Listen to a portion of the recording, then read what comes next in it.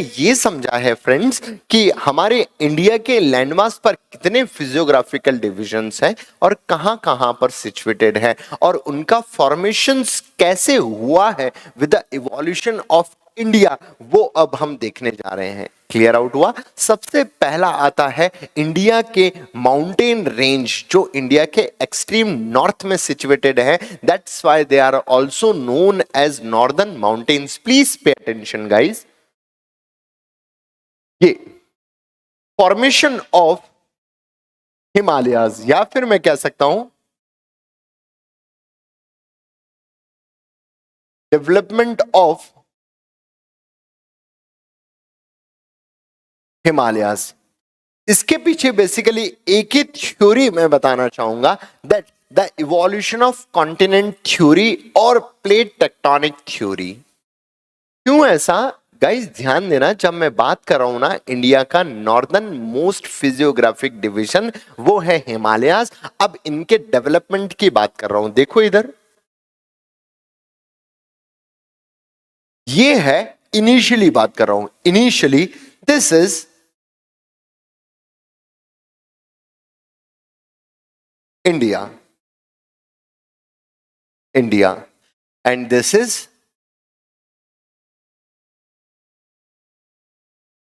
समझ लो बस ऐसे ही, यूरेशिया मतलब यूरोप प्लस एशिया। क्लियर? अब यूरेशिया जो है वो अपनी जगह पर सिचुएटेड है, पर इंडिया जो है वो टूट के जा रहा है। किससे टूट के जा रहा है? फ्रॉम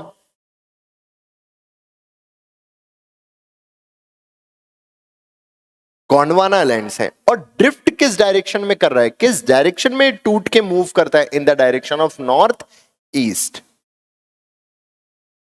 ये जो मूवमेंट है, ये जो मूवमेंट है, प्लीज पे अटेंशन, मैं दो चीजें बताने की कोशिश कर रहा हूं। ये जो मूवमेंट है इसे हम कहते हैं प्लेट टेक्टोनिक मूवमेंट। क्या कहते हैं? Plate tectonic movement. और ये प्लेट टेक्टोनिक मूवमेंट से हो क्या रहा है? इससे हो रहा है क्या? रिजल्ट निकल रहा है,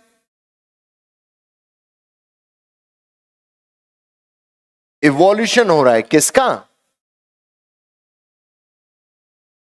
कॉन्टिनेंट्स का। और इसी से एक और इफेक्ट होता हुआ नजर आता है, दैट इज फोल्डिंग। कैसी कैसी? Anticline and syncline. ये है इवोल्यूशन प्रोसेस ऑफ हिमालयाज। ध्यान से देखिए प्लीज, मैं कह रहा हूं कि इनिशियली इंडिया यहां से ड्रिफ्ट आउट होके मूव कर रहा है in the direction of north east. तब तक इंडिया पर कोई भी हिमालयास प्रेजेंट नहीं है। ये ड्रिफ्ट करता है क्योंकि प्लेट टेक्टोनिक मूवमेंट हो रहा है। प्लेट टेक्टोनिक मूवमेंट इसलिए हो रहा है क्योंकि अर्थ के इंटीरियर में जो मेंटल लेयर है उसका लावा और मैग्मा कन्वेक्शनल साइकिल्स की फॉर्म में ऐसे मूव करता है in a circular manner, due to which upper most surface जिसे हम क्रस्ट या लिथोस्फीयर कहते हैं वो ड्रिफ्ट करती है किसी भी इंडिपेंडेंट डायरेक्शन में। उसी को हम कहते हैं प्लेट टेक्टोनिक मूवमेंट। यानी कि एक रीजन हो गया behind the formation of Himalaya is plate tectonic movement. Clear out हुआ? हाँ, ऐसा हो सकता है कि हैरी हेस ने जो प्लेट टेक्टोनिक मूवमेंट दिया है उसके अलावा एक और थ्योरी आती है जिसे हम इवोल्यूशन ऑफ कॉन्टिनेंट थ्योरी कह सकते हैं, जो एक्चुअली में पहले आ गई थी, जिसमें यह पता चला था कि कॉन्टिनेंट जो है वो एक दूसरे से टूट के कहीं दूर जाते हुए नजर आते हैं, और जब वो दूसरों के पास चले जाते हैं या एक दूसरे से टूट जाते हैं तो नए नए कॉन्टिनेंट्स का फॉर्मेशन होता है। तो ये भी अपने आप में एक सेकंड थ्योरी हो गई behind the origin of Himalayas. कैसे ये थ्योरी हो गई? क्यों? क्योंकि इंडिया जो है वो ड्रिफ्ट होके ही तो जा रहा है। देखो, इंडिया टूट के जा रहा है, अब वो किससे जाके जुड़ जाएगा? ये एशिया से जुड़ जाएगा।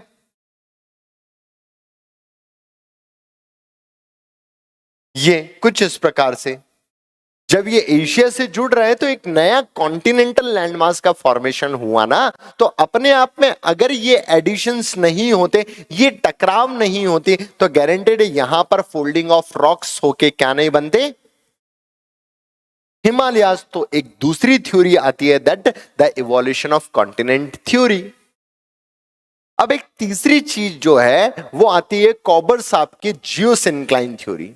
क्या है ये थ्योरी बताती है कि जब कभी भी कोई भी कॉन्टिनेंट्स या अर्थ का क्रस्ट लिथोस्फेरिक प्लेट जो है वो टकराती हैं, तो वहां पर फोल्डिंग होती है, अपवर्ड फोल्डिंग और डाउनवर्ड फोल्डिंग। अपवर्ड फोल्डिंग जो है वो हमेशा एंटीक्लाइन फोल्ड करती है, और डाउनवर्ड फोल्ड को हम नाम देते हैं जियोसिंक्लाइन फोल्ड। जियोसिंक्लाइन फोल्ड अर्थ की सरफेस पर हमेशा डिप्रेशंस क्रिएट करते हैं, बेसिकली जिन्हें हम वैलीज कह सकते हैं, और एंटीक्लाइन फोल्ड जो है वो हमेशा माउंटेन्स के फोल्ड सेक्शंस का फॉर्मेशन करते हैं, जिन्हें हम बाद में फोल्ड माउंटेन्स की कोई एक पर्टिकुलर सीरीज या रेंज कह सकते हैं। इस हिसाब से इन तीनों पर्टिकुलर थ्योरीज के माध्यम से इवॉल्व्ड आउट होते हुए नजर आते हैं हमारे हिमालयाज। आप देखने की कोशिश करना, ये जो हमारा ये जो हमारा पेनिनसुलर प्लेट्यू है, ये पेनिनसुलर ब्लॉक इस डायरेक्शन में ड्रिफ्ट आउट होता है। यहां पर कहीं हमारा एशिया है, देखिए एशिया है। इस बीच में जो माउंटेन, इन दोनों कॉन्टिनेंट्स के बीच में यहां पर जो चीज प्रेजेंट है वो है टेथिस सी। क्या प्रेजेंट है? Tethys sea. तो जब ये इस डायरेक्शन में ड्रिफ्ट आउट होता है, ये कौन है एक्चुअली? इंडिया। जब इस डायरेक्शन में ड्रिफ्ट आउट होता है तब ये टेथिस सी जो है वो फोल्ड होना शुरू हो जाता है। अब उस फोल्डिंग को मैं यहां पर बताना चाहूंगा। Please pay attention that if this is Indian plate, ये देखिए इंडियन प्लेट। जो इंडियन प्लेट है, क्या मैं उसे कॉन्टिनेंटल प्लेट्स कंसिडर कर सकता हूं? बिल्कुल कर सकता हूं, क्योंकि कॉन्टिनेंटल प्लेट्स जो होती हैं उनकी थिकनेस ओशनिक प्लेट्स से कंपैरेटिवली ज्यादा होती है। अगर ये कॉन्टिनेंटल प्लेट है तो गारंटेड है ये होगी टेथिस प्लेट। कौन सा प्लेट? Tethys plate. अगेन ये आ गया हमारा कॉन्टिनेंटल प्लेट, जिस कॉन्टिनेंटल प्लेट्स पे सिचुएटेड है कौन? एशिया।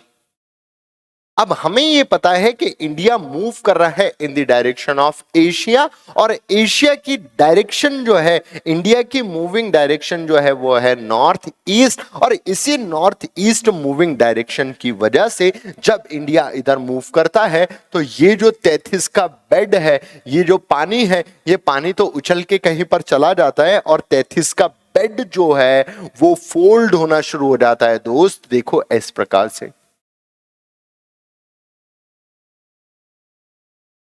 ये विद द टाइम बीइंग जब ये कॉन्टिनेंट्स और ड्रिफ्ट होते चले जाते हैं तो these bed get folded and increase with altitude, जो समय के साथ हमें इंडिया की बाउंड्री पर यहां कहीं देखने को मिलते हैं। इसलिए हम इन्हें नाम देते हैं क्या?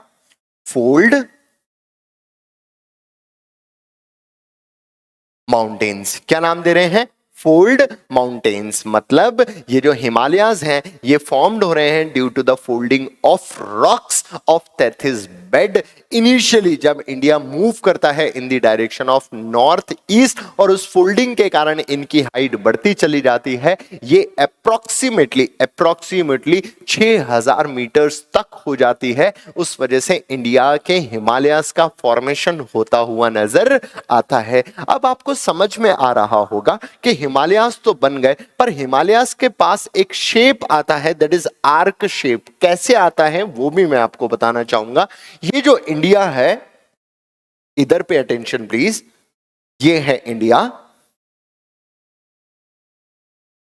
इंडिया इस डायरेक्शन में जाता है और ऐसा इसका ओवरऑल मूवमेंट होता है, मतलब initially it moves faster in the direction of east, but actually सबसे ज्यादा डिस्टेंस ट्रेवल करता है ये इन the direction of its north. इसी वजह से जब ये इंडिया का मोशन ऐसा रहता होता है, इसके पास जो फॉर्मेशंस ऑफ हिमालयाज होते हैं वो कुछ इस प्रकार से बनते हैं कि जब वो ईस्ट में जा रहा था तब यहां पर फोल्डिंग हुई, जब नॉर्थ में जा रहा है तो यहां पर फोल्डिंग हुई, और कुछ ऐसा कर्वेचर स्ट्रक्चर बनता हुआ नजर आता है, जिस कर्वेचर स्ट्रक्चर को हम कह सकते हैं आर्क शेप स्ट्रक्चर, या फिर क्रीसेंट शेप स्ट्रक्चर, या फिर convex shape structure with a convex side in the direction of northern plains.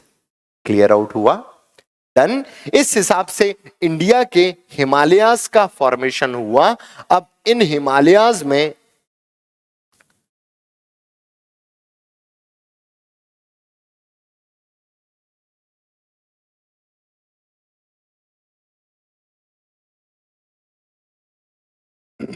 ये इन हिमालयाज में एक सेक्शन जो फॉर्मेशन हुआ एक्सट्रीम वेस्ट में फॉर्म्ड हुए यहां पर, फिर कंटिन्यूअस रेंजेस देखने को मिलती हैं हमें, कुछ कंटिन्यूअस रेंजेस देखने को मिलती हैं कुछ इस प्रकार से ऐसे, और एक माउंटेन रेंजेस हमें देखने को मिलते हैं कुछ इस प्रकार से इस डायरेक्शन में। मतलब ओवरऑल क्योंकि इंडिया का ओवरऑल मूवमेंट जो था वो था इन द डायरेक्शन ऑफ नॉर्थ और ईस्ट, तो फोल्डिंग जो सबसे ज्यादा हुई वो कहां हुई, या तो नॉर्थ में या ईस्ट में। ईस्ट में अभी मैंने आपको बता दिया कि एक्चुअली में इसकी ओवरऑल डिस्टेंस के टर्म में फोल्डिंग की अगर हम बात करें तो वो नॉर्थ में ज्यादा हुई, तो गारंटीड है नॉर्दर्न माउंटेन्स जो है वो कंपैरेटिवली कैसे होंगे, high as compare to its eastern mountains, ये कंपैरेटिवली कैसे होंगे, लो। क्लियर आउट हुआ? अब अगेन प्लीज पे अटेंशन, मैंने अभी आपको बताया था कि जब फोल्डिंग होना शुरू हुआ तो किसका बेड फोल्ड हुआ, तैथिस ओशन का बेड फोल्ड हुआ। किसका बेड फोल्ड हुआ, तैथिस ओशन का बेड फोल्ड हुआ। इस वजह से कुछ रॉक्स ऑफ हिमालयाज जो है वो तैथिस की बनी हुई है, इसलिए हमने उनको नाम दे दिया ट्रांस हिमालयाज। क्या नाम दे दिया, ट्रांस हिमालयाज। उसके अलावा जो हमारा सेक्शन बचा उसे एक्चुअल में हम नाम देते हैं ग्रेट हिमालयाज। क्यों ग्रेट हिमालयाज हम उन्हें नाम दे रहे हैं, क्योंकि एक्चुअली में इनकी height comparatively to all the sections of Himalaya सबसे ज्यादा है, इसलिए हमने इन्हें नाम दे दिया ग्रेट हिमालयाज। दूसरे और भी रीजंस हैं, क्या कि ट्रांस हिमालयाज जो है वो बहुत ज्यादा इरोडेड है, उतने यंग नहीं है, वो ओल्ड है, इसलिए इन्हें हमने नाम दिया है ग्रेट हिमालयाज, क्योंकि ये मोस्ट कंटिन्यूअस भी हैं और कंसिडरेबली इनकी height with the time increase ही होती हुई नजर आ रही है। That's why they are considered as actually a young fold mountains और a great mountains. Clear out हुआ? Done. Please pay attention guys, ये हैं हमारे हिमालयाज, लगभग यहां से एक्सटेंड होते हैं एक्सट्रीम ईस्ट, और ऐसे एक्सट्रीम ईस्ट में भी आर्क शेप के प्रेजेंट हैं। ये हैं हमारे हिमालयाज। क्लियर? इनका फॉर्मेशन कैसे होता है, इनका फॉर्मेशन तीन बेसिकली थ्योरीज हैं इसके पीछे। कौन कौन सी थ्योरीज हैं मुझे लग रहा है आपको समझ में आया होगा। पहली है प्लेट टेक्टोनिक थ्योरी, दूसरी है इवोल्यूशन ऑफ कॉन्टिनेंट थ्योरी, और तीसरी है कोबर साहब की दी गई थ्योरी जिसमें जियोसिंक्लाइन का एक्सप्लेनेशन देखने को मिलता है। इन तीनों थ्योरीज से हम ये अनुमान लगा सकते हैं कि हिमालयास का जन्म जो है वो इनिशियली इंडिया की सरफेस पर नहीं था, ये समय के साथ हुआ है। कैसे समय के साथ, जैसे जैसे इंडिया ड्रिफ्ट हुआ इन the direction of north east, वैसे वैसे फॉर्मेशन होते चले गए हिमालयास, जिनमें सबसे ज्यादा 33 का बेड अगर कहीं फोल्ड देखने को मिलता है वो यहां मिलता है। इसलिए कंपैरेटिवली ये थोड़े इरोडेड और ओल्डर और डिसिकेटेड माउंटेन्स नजर आते हैं, पर ये बहुत यंग नजर आते हैं क्योंकि इनकी फोल्डिंग कंपैरेटिवली बाद में हुई, और ये यंग नेचर के हैं क्योंकि इनकी हाइट कंपैरेटिवली कंसिडरेबली इंक्रीज होती हुई नजर आती है। ये ज्यादा कंटिन्यूअस भी हैं और ज्यादा हाइटेड भी हैं, इसीलिए इन्हें ग्रेट हिमालयाज भी नाम दिया गया है। लास्ट में इस साइड में ऐसा आर्क शेप का माउंटेन्स बचता है जिन्हें हम पूर्वांचल या ईस्टर्न हिमालयाज भी कहते हैं। क्लियर आउट हुआ? डन। अब आगे डिस्कस करना चलते हैं डिटेल्ड में हिमालयाज। क्लियर? तो हमने अभी हिमालयाज को देखा है और समझा है कि हिमालयाज का इवोल्यूशन कैसे हुआ। उसी के साथ साथ कुछ बेसिक इंफॉर्मेशन अबाउट हिमालयाज अगर मैं आपको बताऊं तो हिमालय की लोकेशन, अब आप क्लियर हो कि हिमालय की लोकेशन जो है वो इंडिया के एक्सट्रीम नॉर्थ में है। अगर मैं इन टर्म्स ऑफ स्टेट या यूटीज उसका एक्सटेंशन अगर आप लोगों को बताऊं तो मुझे समझ में आ रहा होगा कि लद्दाख से स्टार्ट होते हैं हिमालयाज, एक्सट्रीम लद्दाख या पीओके एरिया से स्टार्ट होते हैं हिमालयाज और एक्सट्रीम ईस्ट में अरुणाचल प्रदेश तक जाते हुए नजर आते हैं। यहां से लेकर यहां तक इनकी ये जो लंबाई है वो 2500 किलोमीटर से मतलब 2500 किलोमीटर तक एक्सटेंड होते हैं हमारे हिमालयाज। पर शेप जो है इनका आर्क शेप है। कैसा है? ऐसा कर्वेचर शेप है, कुछ इस प्रकार का शेप है। दैट्स व्हाई हम कहते हैं it is arc shape structure. देखो नाम क्या दिया है? हिमालयाज दिया है। शेप कैसा है? आर्क शेप स्ट्रक्चर है। अब थोड़ा सा इंपॉर्टेंट है, अगेन ध्यान दीजिएगा। मैंने बताया हिमालयाज जो है वो फोल्ड होते चले गए और इनकी approximately height, please pay attention guys, इनकी अप्रॉक्सीमेटली हाइट 6000 मीटर्स है। कितनी है? 6000 मीटर्स। मुझे पता है 6000 मीटर्स को 6 किलोमीटर्स कह सकते हैं और जैसे जैसे सरफेस से 1 किलोमीटर ऊपर हम आसमान की तरफ जाते हैं तो टेम्परेचर ऑफ 6.4 डिग्री सेल्सियस कम होता है। इधर ध्यान दो। If 1 kilometre of altitude increases, temperature of 6.4 degree Celsius क्या होता है? डिक्रीज होता है। इसका मतलब जब 6 किलोमीटर ऊपर जाऊंगा तो अराउंड आप मल्टीप्लाई कर सकते हैं 6 अराउंड 36 किलोमीटर 36 डिग्री सेल्सियस मेरा टेम्परेचर कम हो जाएगा। और पता है सरफेस पर टेम्परेचर अराउंड 25 से 30 डिग्री सेल्सियस के बीच में कहीं पर होगा, तो वहां जाते जाते -36 करेंगे तो on an average -6 degree Celsius temperature हो जाएगा। कहां?